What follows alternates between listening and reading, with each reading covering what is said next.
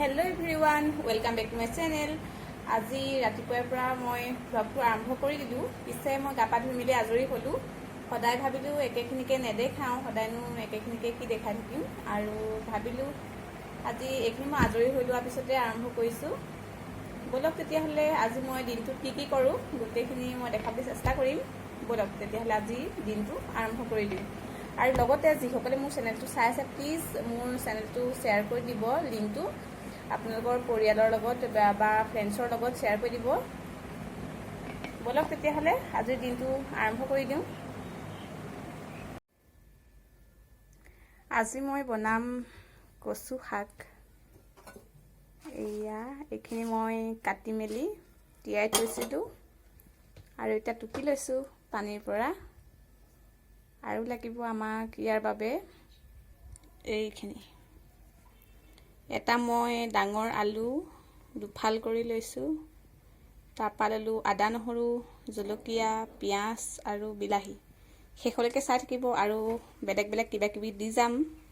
বলক তেতিয়াহ'লে আৰম্ভ কৰি দিওঁ। কচুখিনি এটা কুকাৰত মই ভৰাই ল'লোঁ। এতিয়া ইয়াতে দি দিম আলুটো। তাৰপিছত দি দিম জোখমতে পানীটো একদম কমকৈ দিব লাগে, কম পানীত বইল কৰিব লাগে কচুটো, তেতিয়া ভাল হয়। আৰু কুকাৰত এনেও পানীটো শুহি নলয় যে, সেইকাৰণে কমেই দিব লাগে পানীটো।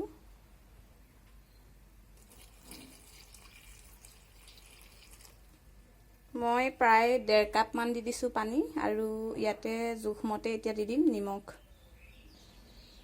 এতিয়া মই 5টা চিচি মাৰি ল'ম। আনফালে বনাই থাকিম মই এইখিনি মিক্স ভাজি বনাই থাকিম, গাজৰ মটৰ আৰু গুটি আলু।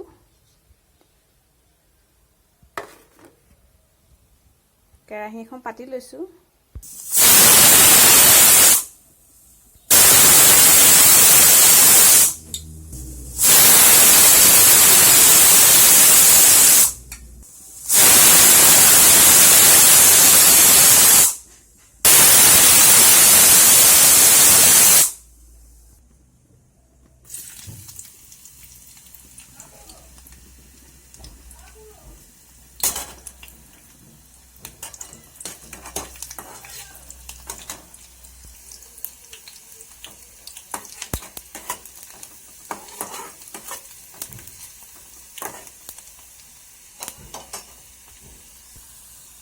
প্ৰথমে মই গাজৰ আৰু আলুখিনি দি দিম, কাৰণ গাজৰ আৰু আলুটো সিজোতে অলপ টাইম লয়।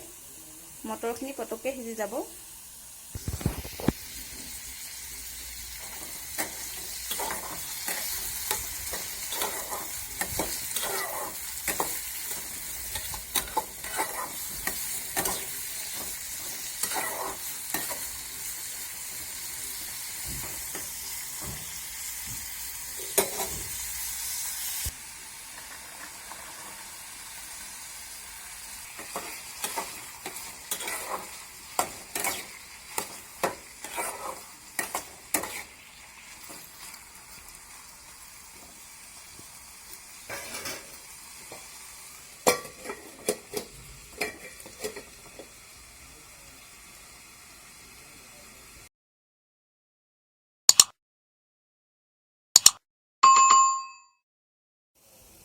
এয়া আমাৰ ভাজি ৰেডি হৈ গ'ল। দেখিছে কিমান ধুনীয়া হৈছে।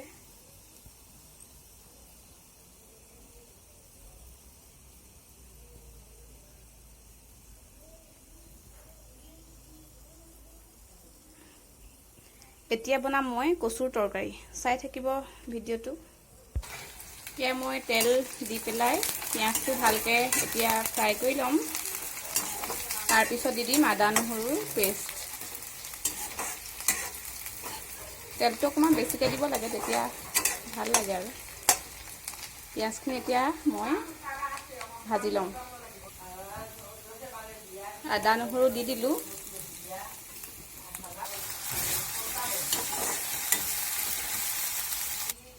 এইখিনি হৈ গ'ল এতিয়া ভাজি। এতিয়া ইয়াত দি দিম বিলাহী আৰু কেঁচা জলকীয়া।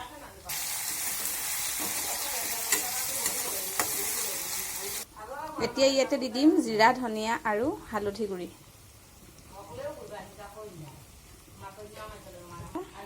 এতিয়া বিলাহীখিনি গলালৈকে সতি অলপ টাইম মই ঢাকি থৈ দিম 2 মিনিটমান। এতিয়া এইখিনি গলি গ'ল, মই এতিয়া ইয়াত দি দিম বইল কৰি ৰখা কচুখিনি।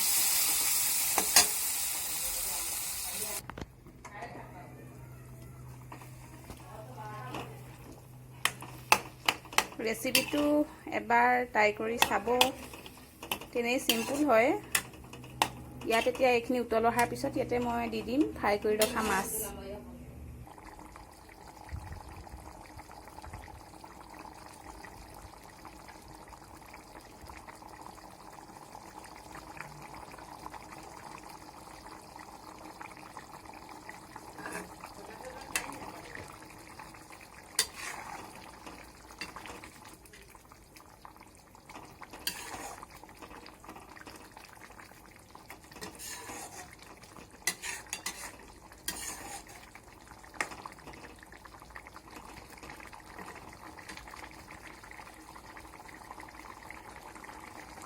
এইখিনি মই এতিয়া 5 মিনিটমান উতল আহিবলৈ দিম, হাই ফ্লেমত ঢাকি ৰাখিম।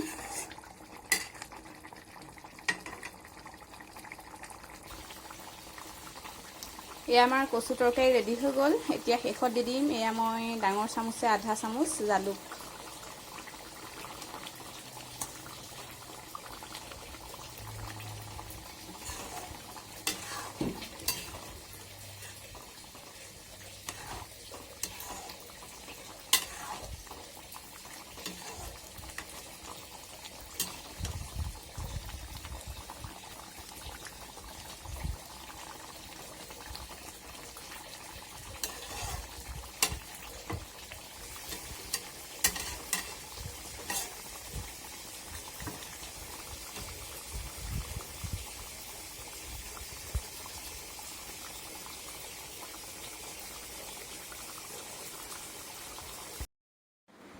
হেল্ল' এভৰিৱান, ভাত পানী বনাই মেলি হৈ গ'ল, কিন্তু খোৱা নাই। এতিয়া মই অকণমান নেমু গালত মাৰি মুখখন অকণমান ধুই লওঁ, নহ'লে গৰমত গাল জ্বলি গৈছে। আৰু ভাত ৰন্ধাৰ পিছত এনেও গালখন বহুত অইলি টাইপ হৈ যায়, সেইকাৰণে মই ভাত ৰন্ধাৰ পিছত অকণমান নেমু মাৰি গালখন অকণমান চফা কৰি লওঁ।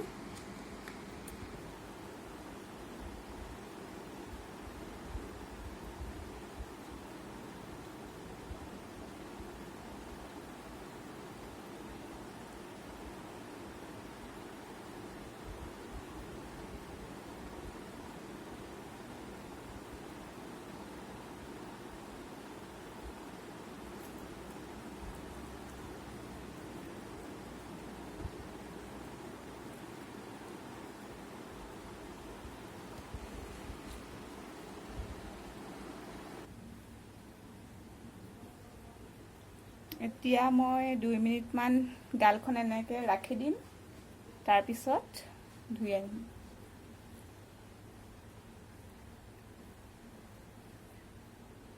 আচলতে এনেকৈ গালখন অকণমান ধুই দিলে ভাত ৰন্ধাৰ পিছত নিজকে কিবা ফ্ৰেছ ফ্ৰেছ লাগে।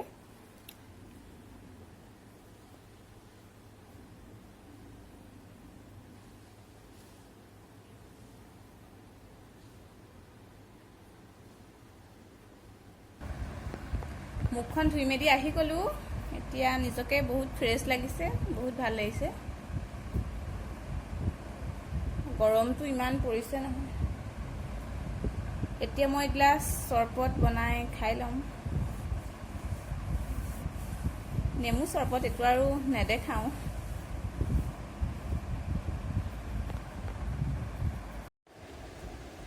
কেনেকুৱা হৈছে কচু তৰকাৰী? হা,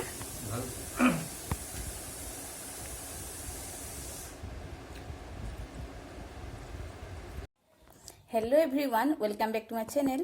কালি মই ভিডিঅ'টো আৰম্ভ কৰিছিলোঁ যদিও সামৰিব নোৱাৰিলোঁ, কাৰণ মোৰ মোবাইলটো বেয়া হৈ থাকিলে, কি কাৰণ নাজানো আৰু চাৰ্জ নোলোৱা হৈ গ'ল। এতিয়া অৱশ্যে নতুন চাৰ্জাৰডাল কিনি আনিলোঁ। এতিয়া আকৌ ভিডিঅ'টো আৰম্ভ কৰিলোঁ। ভাবিলোঁ ভিডিঅ'টো মানে সামৰণিটো কৰা নাছিলোঁ, আজি ভাবিলোঁ সেই শেষৰকণ একেবাৰে মুখনি মাৰি দিওঁ। আৰু ইমানতে ভিডিঅ'টো সামৰণি মাৰিছোঁ। আশা কৰিছোঁ ভিডিঅ'টো চাই ভাল পাব। যদিহে ভাল পায় তেতিয়াহ'লে প্লিজ চেনেলটো ছাবস্ক্ৰাইব কৰিব আৰু শ্বেয়াৰ কৰিব আৰু ভাল ভাল কমেণ্ট কৰিব। আজিলৈ আহিছোঁ তেতিয়াহ'লে বাই বাই। আকৌ এটা নতুন ভিডিঅ'ৰ সৈতে আৰু ভালদৰে লগ পাম বুলি আশা থাকিল। আজিলৈ আহিছোঁ তেতিয়াহ'লে বাই বাই।